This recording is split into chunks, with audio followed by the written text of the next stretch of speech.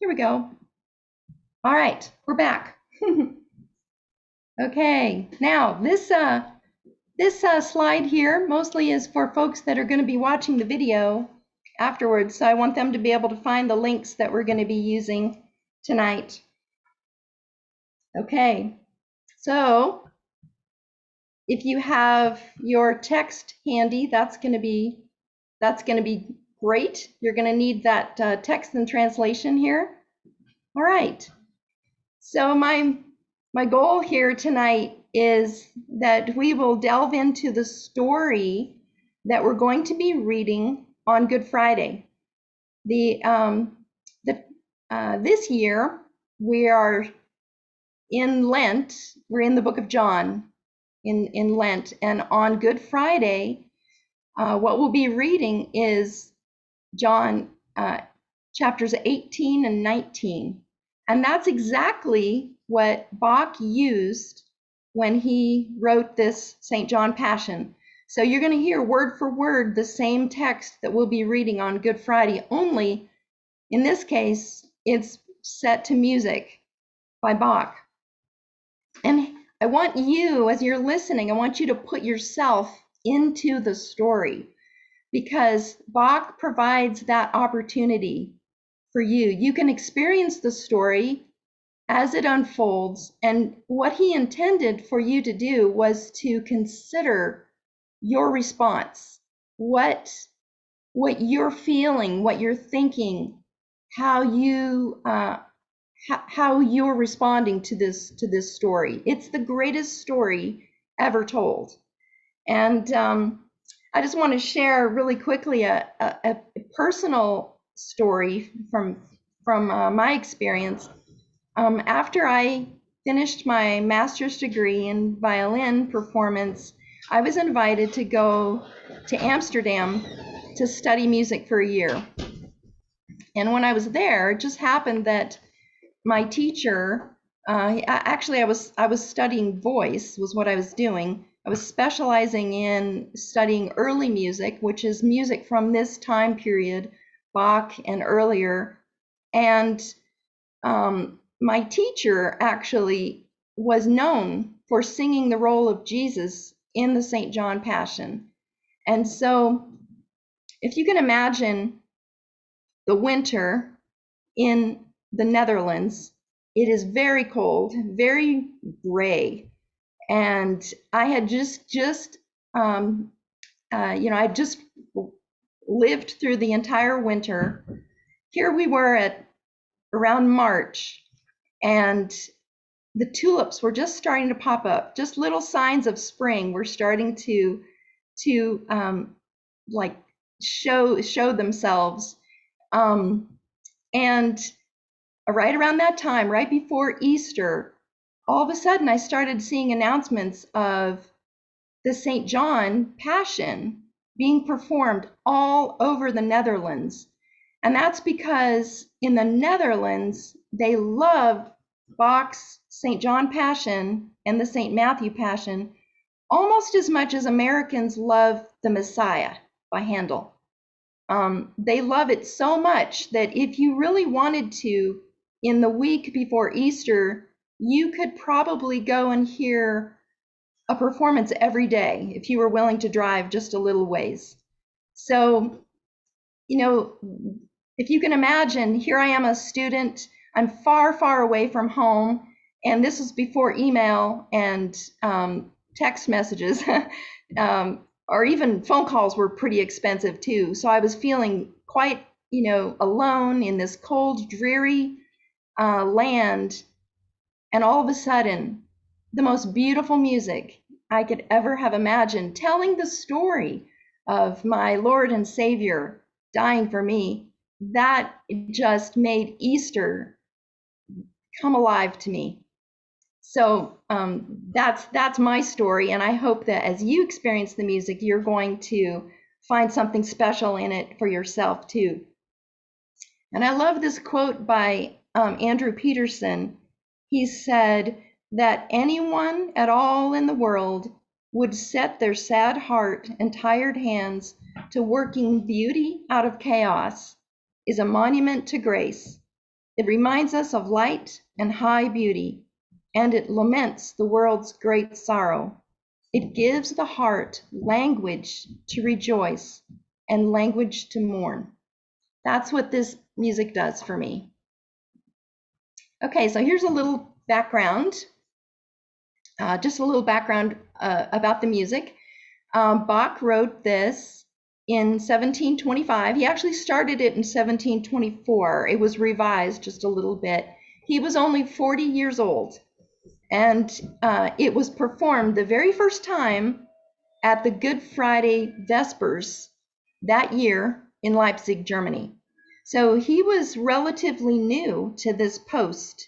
He had arrived just 2 years before. It was a new job for him. And he had a very busy job, actually. I'll tell you more about that later. But just to give you the context here, there had been very little music during Lent, even secular music. So if you were attending a church services during Lent in Leipzig, you would have heard very little music happening in the church service. It was kind of like a diet. So, we've had some Lenten fasts that we've been doing, and some of them, the first week, are one of our things we were supposed to be fasting from was entertainment and media. Well, imagine that times 100. And that's kind of what it was like in Leipzig for these 5 weeks. So this piece of music performed that year for the Good Friday Vesper service would have broken the silence of Lent. And this illustration here is actually a picture. It's a painting of the city of Leipzig right around the time of Bach. Okay, so to give you a little idea of the total amount of Bach's music that we have today, for the church, he wrote a special cantata, which was more than one section of music. It was supposed to mirror the readings for that day. It would have like put those readings, brought them to life. He wrote one of those for every single Sunday of the church year, times 4. So that would be 4 complete cycles. Plus, he wrote something really special for the special days like Good Friday and Christmas. So this is, you can tell, this is quite a large amount of music. But that wasn't all. He wrote a lot of music that was intended to be performed outside of the church services too. And if you were going to listen to all of his music that we have, and that's another part of the story, a lot of his music was lost. But if you listen to everything that we have nonstop, it would take you about 8 days and nights to listen to all of it.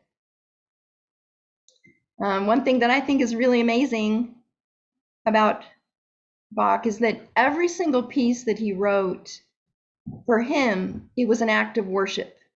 There was no there was no other explanation for music in his mind. All music was for the glory of God.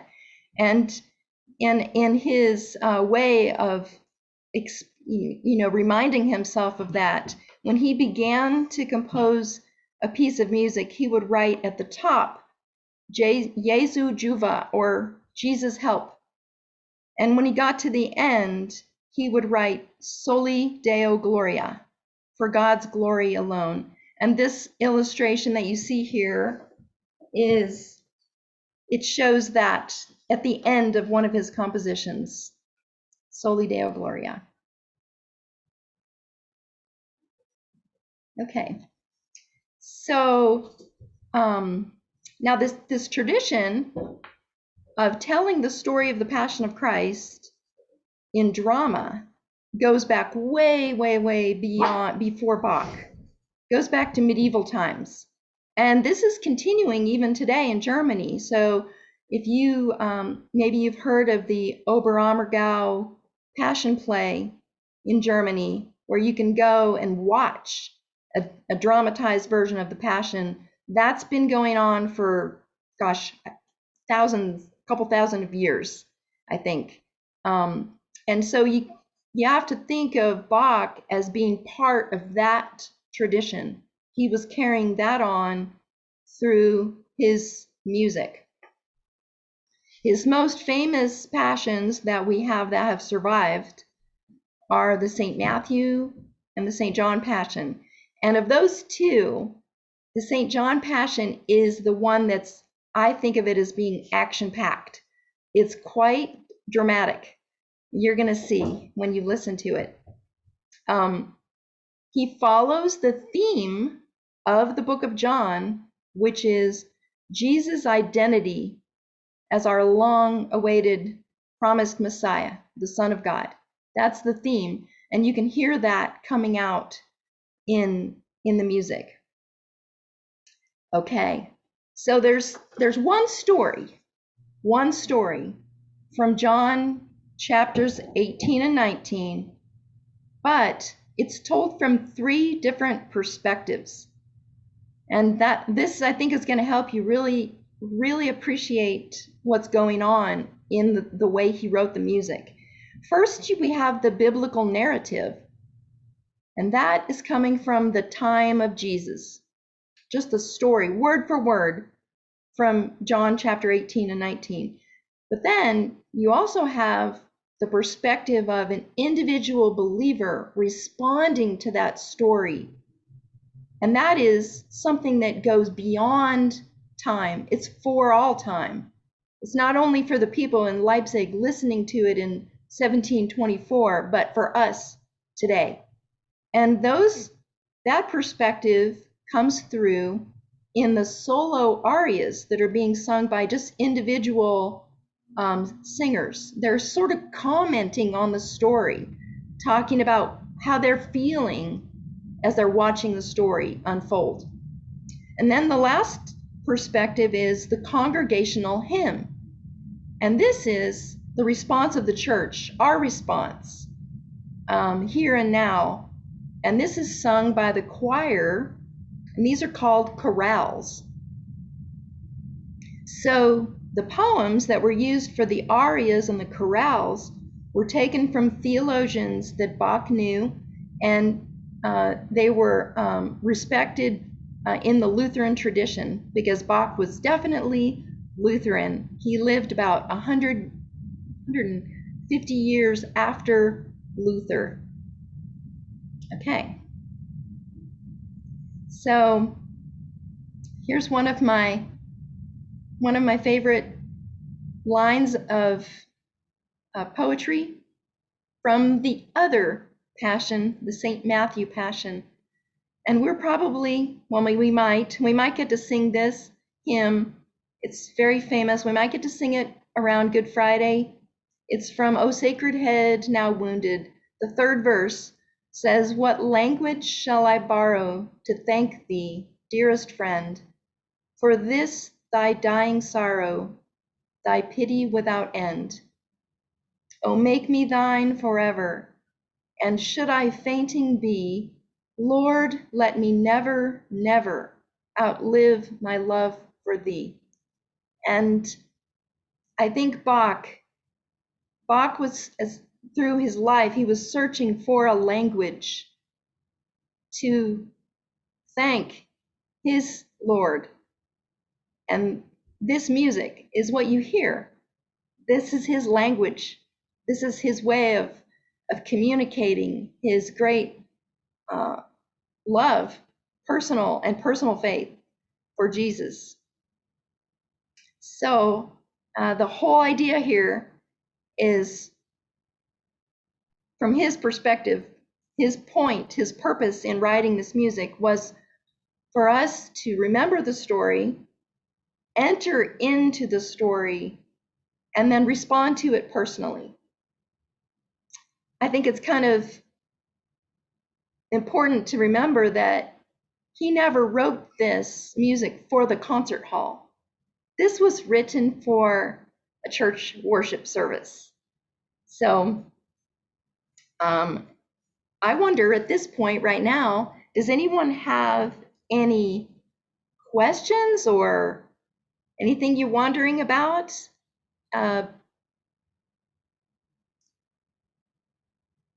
Everybody's good? Okay. Well, are you ready to try listening to some of the music? All right, awesome. So I'm going to show you how to find this, how to find the music. It's pretty easy. All you need to remember is 3 words, all of Bach. You can either type that into your Google chat, or I'm going to show you right now how to find it. I'm going to show you a different screen on my computer. And we're going to right here. Okay, so now you can see my screen, I hope. And this link, I've put this link in the chat if you want to just go straight to it. So you can see this is the performance that we're going to be watching. But an easy way, I could have found this again by typing in my bar at the top. I could type in all of Bach and I would get the same thing. Once you get to the website, what you're going to see is because there are many pieces of music on this website. If you type in all of Bach, then you're going to have to choose. You'll have to use the search bar and write St. John Passion. So if you want the quick way, just use the link that's in the chat. So I'm going to ask you to do that in just a second. So keep that handy. But I wanted to show you, once you're in the window, you've come to the window where you can see that the St. John Passion is the piece that's been selected. I just want to show you that up here there's a menu in the top right corner, and there you can see, if you click this, you're going to be able to see all of the different movements, all the different sections of the piece. And there's 40 total. But for right now, what we're going to do is I want everybody here, we're going to take a 14-minute listening adventure. So you're going to go and find this website yourself, and you're going to go over to the menu, and you're just going to start it at number 1. Okay? And I want you to listen from, yeah, that's right. Yep. So I want you to listen to from number 1 through number 3. And now let me just explain to you what you're going to be hearing before we do this. It's just going to be 14 minutes. As you go and find this and listen to it, I want you definitely to come back. So when you come back, just maybe type something in the chat to let me know you're back. Just write back or something like that so I can find it. You can't do it on your phone, I'm sorry. Okay. The first thing you're going to hear, the first introduction, you're going to hear something that is going to let you know the mood of the whole piece. And in a way, this is like the headline for the whole rest of the piece. And I want you to listen to how it makes you feel, how the way the music, the accompaniment is set to make you, it makes you feel a certain way. And so I want you to pay attention to that. And then we'll talk about how Bach did that. I want you to notice the instruments that are being used, because they may be a little bit different than what you're used to seeing. And then if you have your copy of the text, I hope you do, you're going to be watching the text while you listen, because you're going to want to follow the meaning of the words as you're listening. And I will say this, that the first movement seems like it's a little bit long. It seems like the chorus is repeating a couple of things, but watch out, because right after that, it's going to move really fast. It's going to seem like a drama that's going fast. So, all right. So what I want you to do right now is go over to your link, find that website, and listen from the beginning through the chorus, which is number 3. All right. And when you come back to the chat. Let me know you're here, and we will we'll have a little interaction about what you observed. All right. See you in a little bit.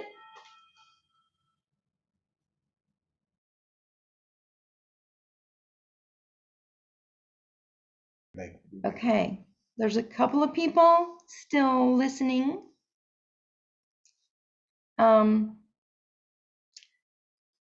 So I wondered if you had any observations that you want to share.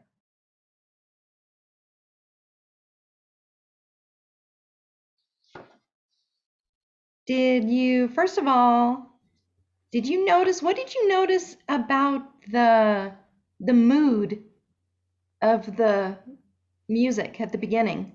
How did that make you feel? There's just enough dissonance in the very opening to make you just a little unsettled of what's coming. Right. And so the accompaniment is very, very moving. I've heard it described as turbulent. It's like this is Bach's turbulent music, and he's trying to say something's going to happen here. It's almost like if you listen to a good movie, and you can tell what's going to happen in the movie because of what's going on in the music.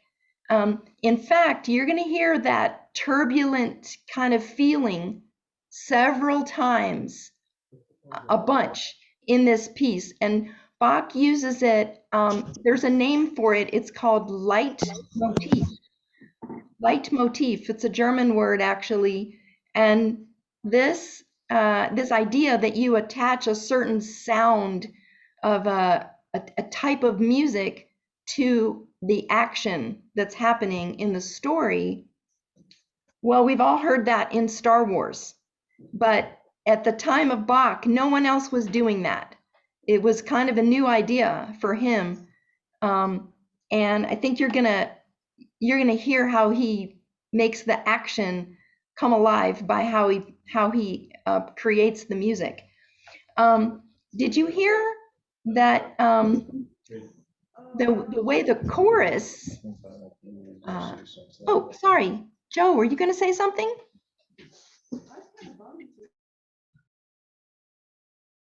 No? Okay. Okay. When the chorus was singing at the beginning, it was very like lengthy. And then did you hear anything different when the chorus took on the role of the crowd in the story? How is that different?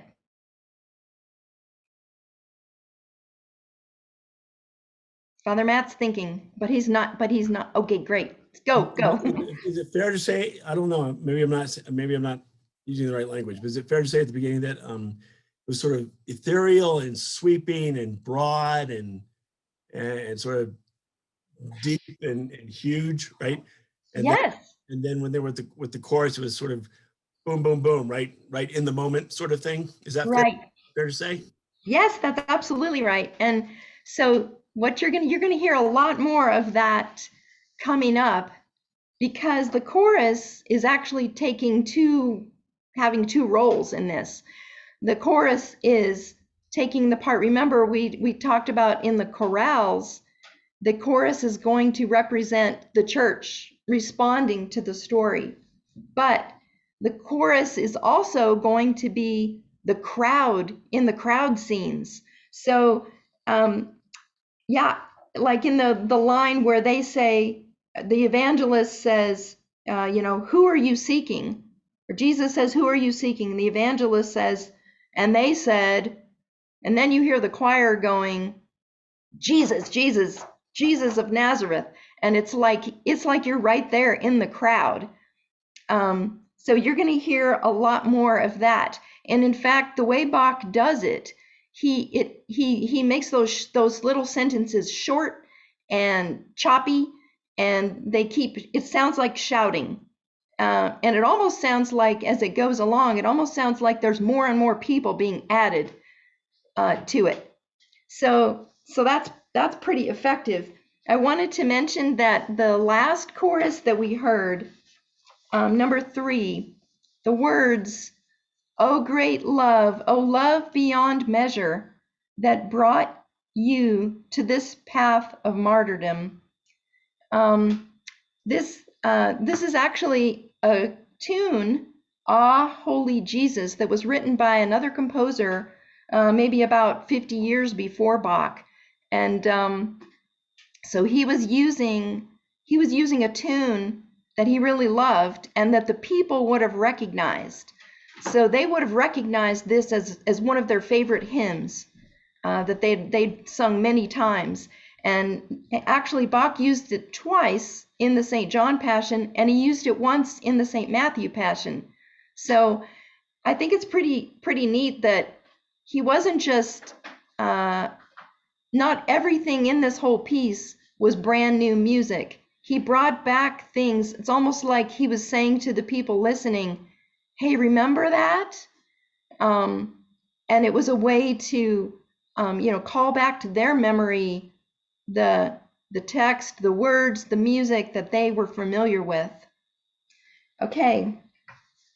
Anybody else have any other observations or thoughts about, did you notice anything about the instruments? Okay, you're smiling over there, Al and Joe, so why don't you make a comment? Well, the flutes are not metal. They're very, Yeah, the instruments look old and wooden. yeah. And I'm still fascinated by this thing that looked like a guitar with the biggest, longest ever. Yes, that's called an arched lute. An arched lute. So they're really super long. They can play extremely low notes because the longer the string is, the lower the note is. So they were on that. How many strings does it have? Typically they have 12 strings, but a lot of times they're doubled. So, 12 pairs of strings. Mm. Yeah, that reminds me of a little joke that was once that the Renaissance would have been over with a lot sooner if it hadn't been for all the incessant tuning of all the strings. When we watched this earlier last week, the whole thing straight through, we were amazed that there were no pauses for tuning. Right. It just kept on. We were also amazed that everyone was young and beautiful. Yes. Well, I mentioned this at the beginning of our session tonight that in this particular performance, they're using this as a way to train young musicians. So actually, most of the musicians in here in this performance were 35 years old and younger. Did you notice anything about the alto soloist? The guy? The man? Yeah. Yeah. Yeah. So that was Is that a called concert? Yeah, we argued about that actually, yes. Yep, he's a countertenor. So usually that would have been a very common thing at the time of Bach, and it was thought to be just really that you've often heard of boy sopranos. Boys have such a beautiful, pure sound in their voice, so they wanted to capture that sound, and it was often a baritone who had very well-developed falsetto voice. That's what a countertenor is, but it's got a different quality to it than a woman's voice. Okay.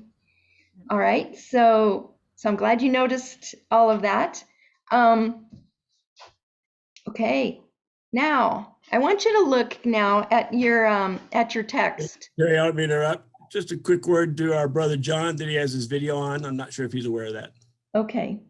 I think Steve will mention that to him. Can you talk to John? Well, he's Oh. listening now. All right. Yes, John. Yes, John, brother. You might want to turn your video off. There you go. All right. So I want you to look at your text. So hopefully you've got your text handy. I want you to go over to, we're going to look at the text for number 12. Okay. So here's the part of the story where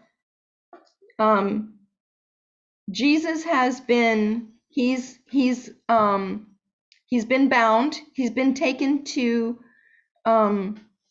Caiaphas, and he's going to go through the series of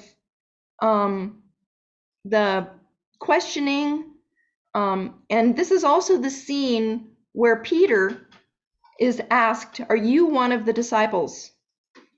And I want you to notice down about right before, it actually happens right before number 13, you're going to see the servant asks Peter, "Didn't I see you in the garden with him?"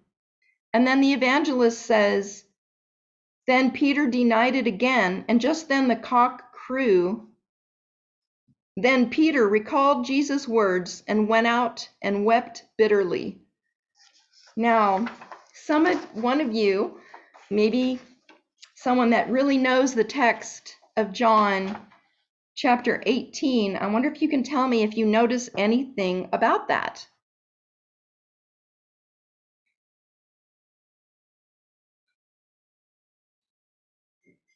This is not a trick question. Watching your time. So the answer is, I'll just tell you, it's not there. It's not in the book of John. It's in all three of the other gospels, though. So John doesn't say anything about how Peter responded when the cock crew. But I think Bach thought it must have been awfully important because the other gospels did include it. And he felt that it was really an important part of how he wanted the listener to respond to this part of the story. So this is the next thing. We're going to listen to this one section again, but I want to just mention that to you, that there's something really special about how Bach sets this text. Now, what if it was you? What if you were composing the music for this part of the story? How do you think you would make it sound? What do you think would express the feelings that Peter might have been feeling right at that moment? How would you make it sound? I want you to think about that. And then we're going to go and listen for just 6 minutes. Then we're going to come back and talk about it. I want you to cue up the listening at number 12. And we're going to hear about how Peter responds, and you're going to see what Bach did with that. And then I want you to notice how there's the aria that comes right after that. We're going to listen to number 12 and number 13. And I want you to hear how Bach set this experience that Peter was having with the story. Okay, this time I will mute myself. We're going to go over to number 12, listen to 12 and 13, and then come back, and I want you to tell me what you heard. All right? See you in a minute.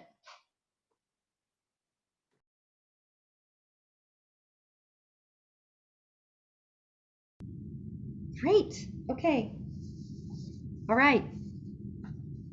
So, what did you think about Peter's weeping? Did it come through in the music to you? Yes. Yeah. Yeah, it did. Yeah, I thought that was pretty amazing that the way the vocal line, was just really sounded really emotional.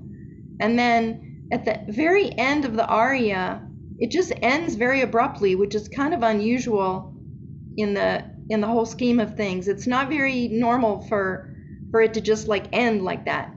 So here we are at the end of this part of the story, and the very final thing that's if we would have listened just a little further, we would have heard the chorale, the choir, come back in and say, Peter, who did not recollect, denied his God, who yet after a serious glance wept bitterly. Jesus, look upon me also, when I do not repent, when I have done evil, stir my conscience. So this brings us to the end of part one in the story. And we're going to conclude here a little in just a moment, but I just wanted to ask you, what would you think would be happening in the intermission between part one and part two? Would you go out to the lobby and have like a glass of wine maybe or something? Or, whatever they normally do in the concert hall, Terry? I would be inclined to just sit there and think about what I just heard. Yeah. Well, all of this part one was strategically positioned. This part of the story, the ending right here, was positioned precisely because the next thing that was going to happen was the sermon. So, Father Matt, how would you like that to prepare the congregation for what you're about to say to them? Both brilliant and intimidating. Yes, truly. And the sermon would have been for the Good Friday Vesper service.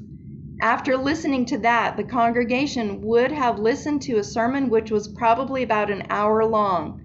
So that would be the next thing to happen. And then they would come back after the sermon and hear the rest of the St. John Passion. So this entire thing would have probably been about 3 hours, about a 3-hour long church service. And in addition to that, before it even began, the whole congregation would have sung probably a couple of hymns, and then at the very end, they would have sung another couple of hymns at the very end. So that just kind of gives you the context of what was happening in the Good Friday Vesper service.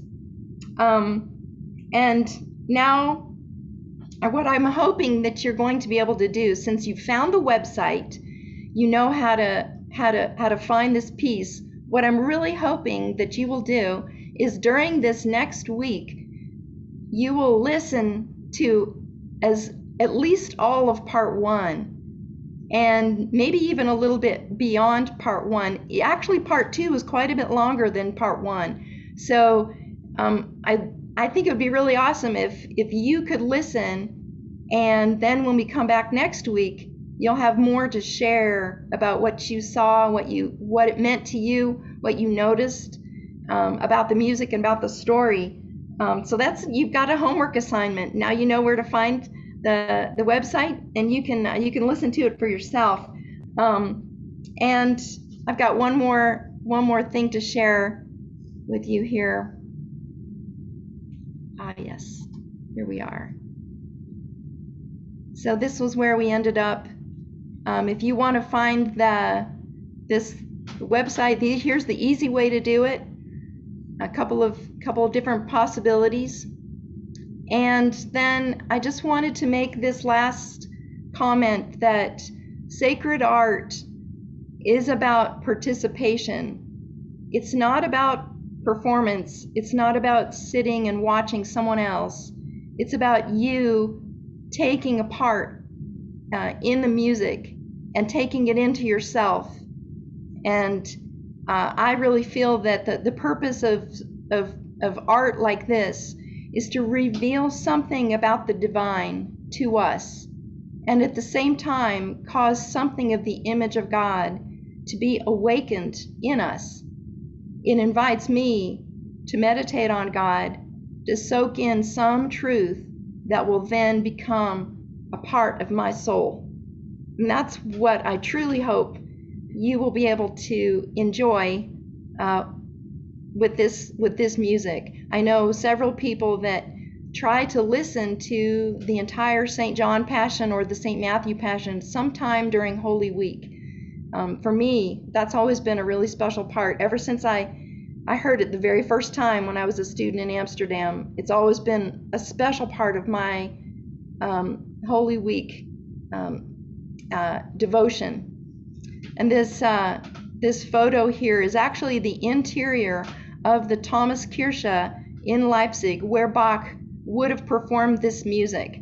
That's the organ way back there in the back, and probably the performers would have been up in that little loft up there right next to the organ, while the congregation would have sat down below and listened. So just maybe you can imagine yourself this week as you're listening, imagine yourself being right there in that space. And maybe in another year, we will all be able to hear a live performance of the St. John Passion. That would be an awesome thing. All right. Well, that's all we have for tonight. And I will look forward to seeing you back again next week with some of your own observations, some of your own thoughts about what you notice in the music. All right. Good night, everyone. Thank you, Terry. Thank you, Terry. This Thanks, is Terry. Thanks, Terry. Thank you so much. Thank you, thank you, thank you. Thank you for being here. Thank you, Terry. This is Thank great. you. Thank you. Also, we're accepting donations immediately for a remodel along the lines of that same church. Just Oh, saying. yeah. Bring it on. Wouldn't that be great? There are actually 2 organs in that church. Pretty amazing. I didn't see room for the orchestra. Yeah, it was a small orchestra, I can tell you that. A small choir. Yep. Edie. All right. Well, I appreciate all of you. Blessings to you. I hope to see you again next week, and thank you so much for coming. Okay. Good night. Good night. Stay Night. safe, everyone.